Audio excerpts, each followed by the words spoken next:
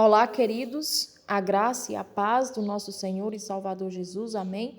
Deus seja louvado, engrandecido seja Deus.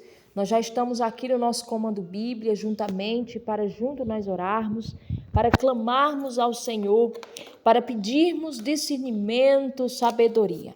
Abram as suas Bíblias em Gênesis capítulo 41, versículos 51 e 52, que daqui nós iremos tirar grandes lições para a nossa vida.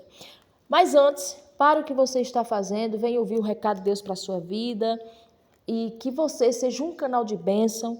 Compartilhe essa oração, compartilhe com seus amigos, nos seus grupos, seja um membro desse canal, tá certo? Se inscreva e também clique no gostei para que o YouTube entenda que isso é um sinal que você está dando, que aqui é um conteúdo que vai lhe trazer bênção, certo? Então, seja membro deste canal. Agradecendo a todos vocês que têm se achegado. Que Deus dos céus te proteja, te guarde e que o Senhor venha fazer as bênçãos necessárias para a sua vida. Às vezes, na nossa caminhada, nós passamos por lutas, por desafios e esses desafios nos levam a um crescimento espiritual. Eu estou aqui com a minha Bíblia aberta justamente nessa passagem, aonde eu quero lhe dizer que Deus ele tem planos e projetos naquilo que você nem imagina. Você conhece a história de José. José foi rejeitado pelos seus irmãos por conta dos sonhos. José foi levado ao buraco, depois foi vendido. Depois foi comprado lá no Egito por Potifar e depois ele passou a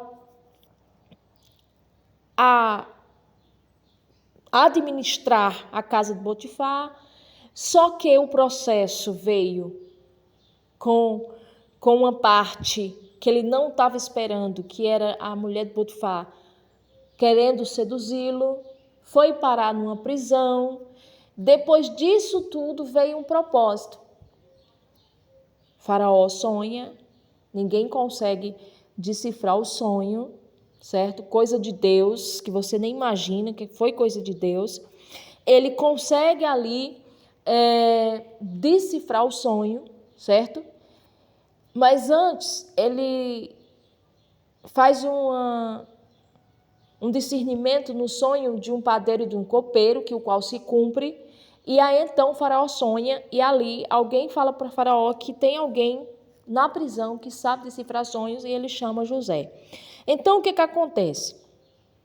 Às vezes o propósito é dolorido, eu estou falando resumidamente para que você entenda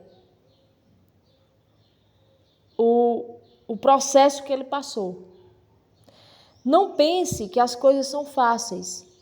Se você escutar por aí que tudo é fácil, que tudo é um mar de rosas, isso é balela. Nós passamos por luta, por desafio. Jesus Cristo, ele nos adverte que nós iríamos passar por aflições, mas por meio dele nós seríamos o quê? Mais que vencedores. Então, os processos da nossa vida existem para que nós sejamos depois levados ao propósito. Então, se você não tem a sabedoria, discernimento, amadurecimento espiritual para passar pelo processo, você não vai conseguir vivenciar o propósito. Então, você precisa entender o que Deus está falando. José viveu o processo. Então, José decifra o sonho de Faraó, certo? E então, José se torna governador do Egito. Irmã, o que é que essa palavra tem a ver comigo? Minha vida está de perna para o ar, eu não sei mais o que fazer. Quando José se torna governador, ele também se casa, certo? E ali ele tem 2 filhos. E, um dos seus filhos, Manassés, ele colocou o nome Manassés no primogênito, que significa faz esquecer, certo? O que significa isso? Manassés, o nome Manassés significa faz esquecer. Esquecer o quê? O que ele passou. Ali, agora em diante, era algo novo, certo? Então, Deus fez ele esquecer tudo que ele passou.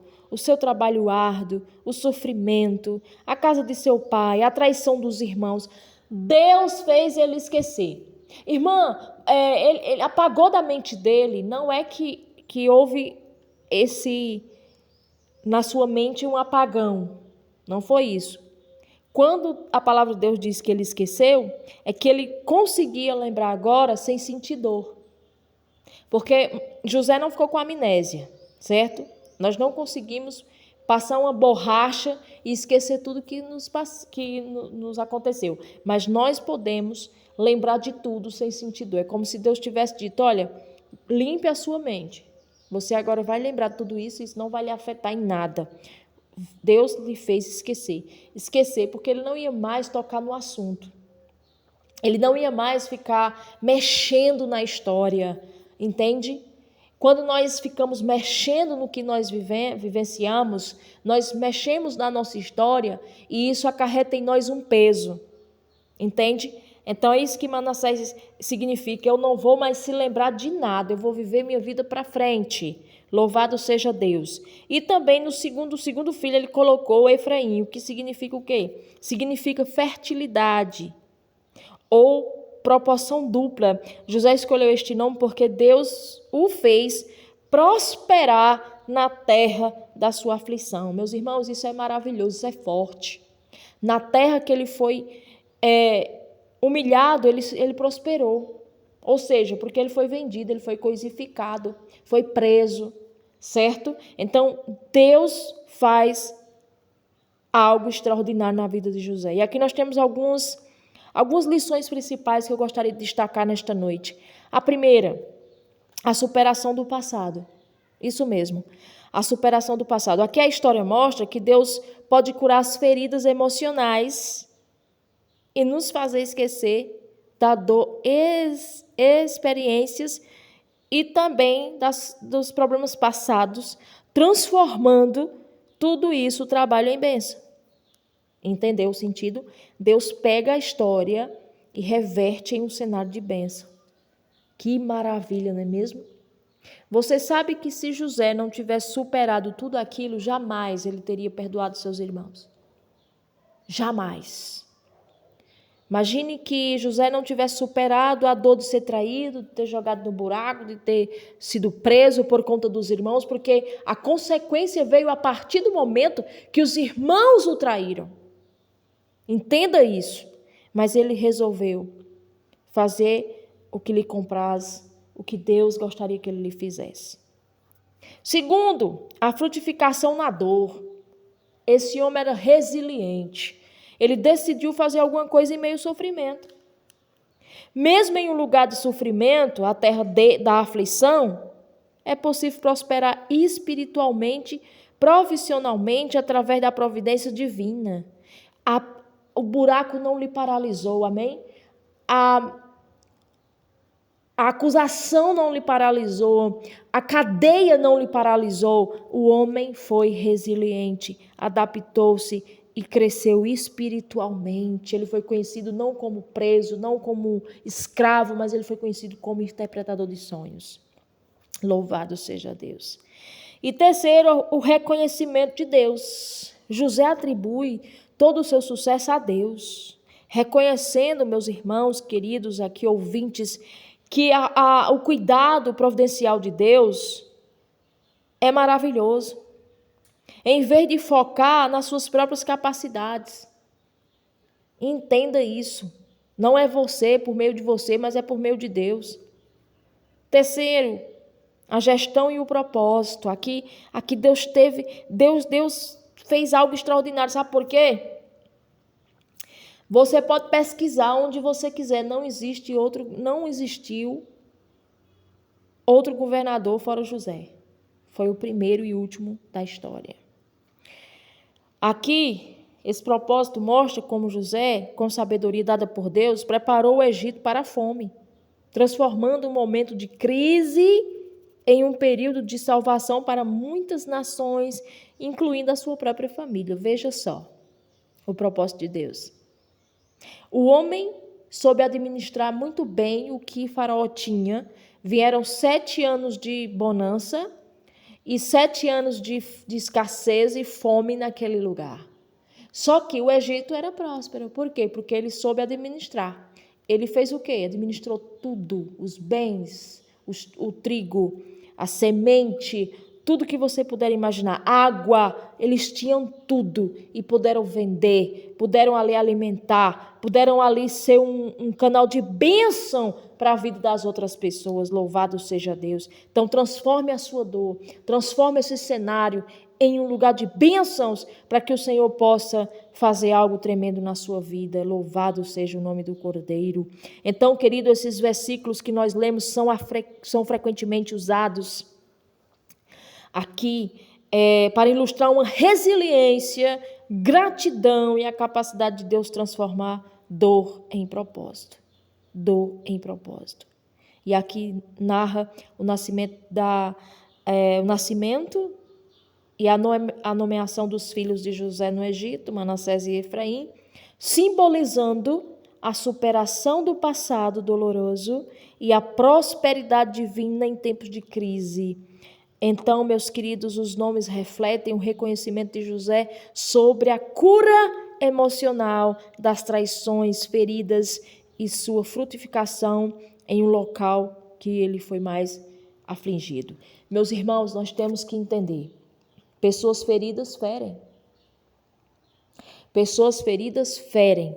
Então, você tente entender elas e diga para elas: supere a dor que você passou no passado. Veja só, o passado não define o seu futuro, certo? Mas ele tem que contribuir algo no presente para você não fazer igual no futuro. Sabe por quê? Porque você precisa superar seus medos, seus traumas.